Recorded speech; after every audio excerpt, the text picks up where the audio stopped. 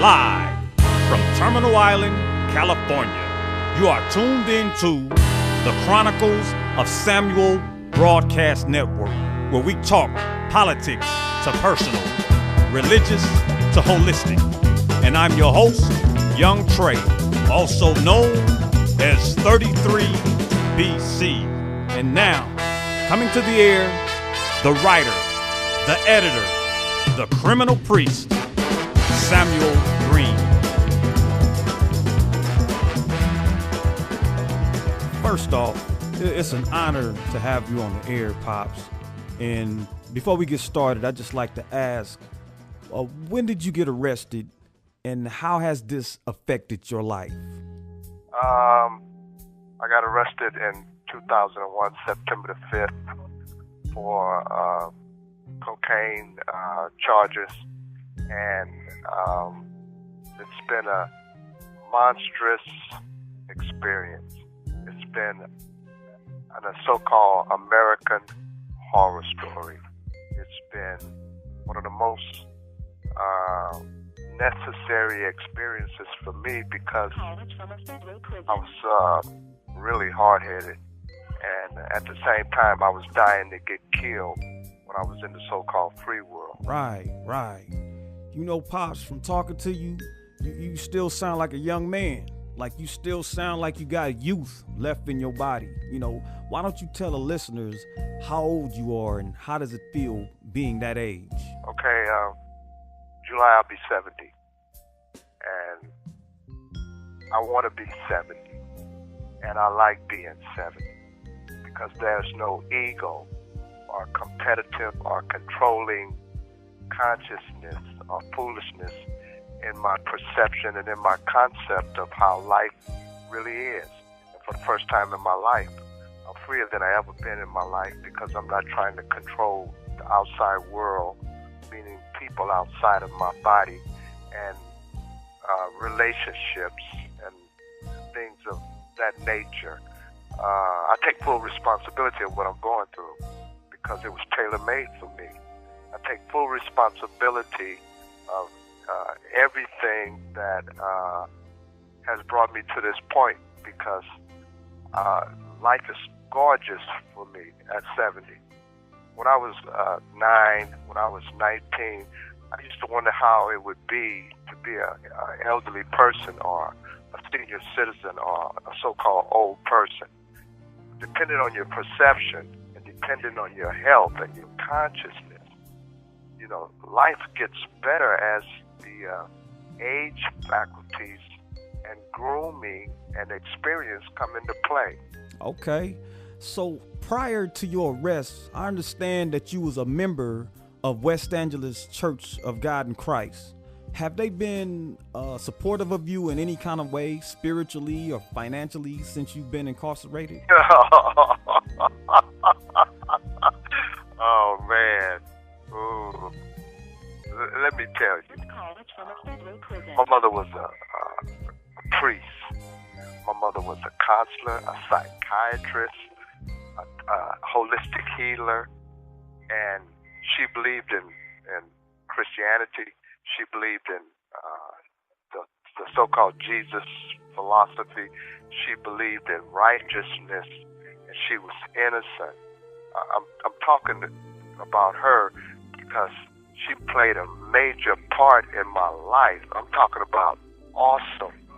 She told me not to give the church a lot of money. She told me don't put my life and my faith in the hands of the church.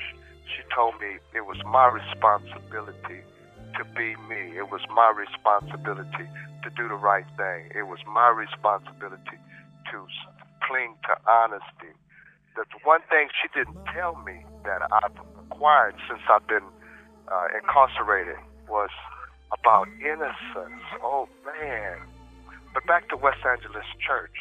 Starting in 1996, I started going to West Angeles Church. So 1996 and 1997, I gave them $10,000 in 96 and 97.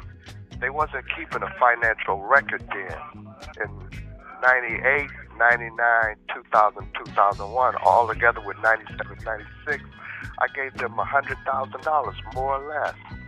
I was in the church from 96 until they arrested me in 2001, September. Wow, that's a lot of money, man. So how long you say you've been trying to get in touch with them? For 9 straight years. Right. I tried to commune, fellowship, and communicate with Charles Blake, Archbishop Blake, and West Angeles Church. I sent them a brief that you took to them, asking them for support, asking them for help to promote my book that I'm writing and to help me through this 25-year sentence because, hey, 25 years is a hard act to follow. Everybody's gone but you, Trayvon. Wow, that's deep, Pops. But on another note, to all the new listeners who are just tuning in, we are on the air live with a living legend, straight off the east side out of the Pueblo Projects, Samuel Green, also known as Sammy Green the Giant. We're gonna take a little commercial break. We'll be right back. I'm your host, Young Trey, 33 BC. You are listening to the Chronicles of Samuel Broadcast Network. It is dead. That's what I said. Let the man rap a plan, said he'd send him home, but his hope was a rope and he should have known. It's hard to understand. There was love in this man. I'm sure all would agree that his misery was his woman and things. Now Fred is dead. That's what I said.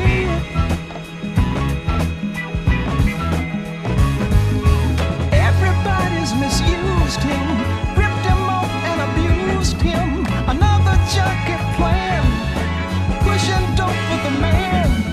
A terrible blow, but that's how it goes. Freddy's on the corner now. If you wanna be a junkie, wow. Remember, Freddy's dead. We are back live on the air with a living legend, also known as Samuel Green, straight out of the Pueblo Projects.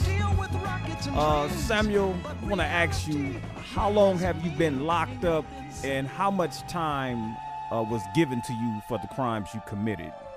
Okay, when I got arrested, they took me to MDC. That's the Metropolitan Detention Center downtown in LA near the freeway. They took me to, I found out later because I've been doing a lot of research, they took me to the 4th floor and they tried to turn me into an informant. You talking about MDC? MDC, yeah.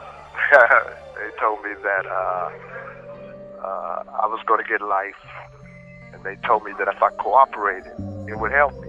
So I told them, well, I'm not getting ready to cooperate with you, so I guess we're going to trial. So time passed, 8 months, year and a half. Then the trial came up. The lawyer told me that he was going to do a motion for the wiretaps. I told him no. I told him, I said, I need you to do a motion to show evidence because they didn't have no search warrants. They didn't have no arrest warrant with my name on it. He told me that he would consider that and get to it later. To make a long story short, he was working with the prosecution against me. You talking about your attorney? Excuse me? I said you talking about your attorney? Yeah. Okay. He came back and told me that we was going to trial, and that if I look, like I said, if I lose, they was going to give me 25 years. So I told him, I said, bring some paperwork to me right now and I'll sign for 10 years. He said no. I said, okay. A couple of months later, I said 15 years. He said no, the deal is 25 years. I said no, we're going to trial. So we went to trial, and I lost. The guy that testified against me, which is truly a personal friend of mine, and he's still a personal friend of mine because all those people out there that's talking bad about him, this guy is a great friend of mine. He will be a friend of mine like you for the rest of my life. So let me get this straight. You talking about Corey Mitchell, right? Yes, I saw him in the visitor room just before they made us separatees. And I told him, do what you got to do. It don't make sense for both of us to do a lot of time. Do what you got to do. I was giving him leverage. Wow, man. Because in my book, one of the chapters is to snitch or not to snitch, and do I have your permission? In the old days, it wasn't no snitching because somebody was designed to take the fall. I was designed to take the fall. I'm an older guy, really didn't have nothing to lose. He's a young guy with his life ahead of him. He's brilliant, educated, a businessman up to kazoo. He was one of the greatest youngsters I come across other than you in my life. Wow, that's kind of deep, Pops, considering, you know, Corey Mitchell snitched on you, man, and got you 25 years. You know, I can understand, you know, you being remorseful, but the code to the streets is, you know, you ain't supposed to tell, man. You ain't supposed to snitch, especially on somebody of the caliber that you are. But on that note, we're going to end this broadcast session, and we'll pick back up next week on the Chronicles of Samuel Broadcast Network.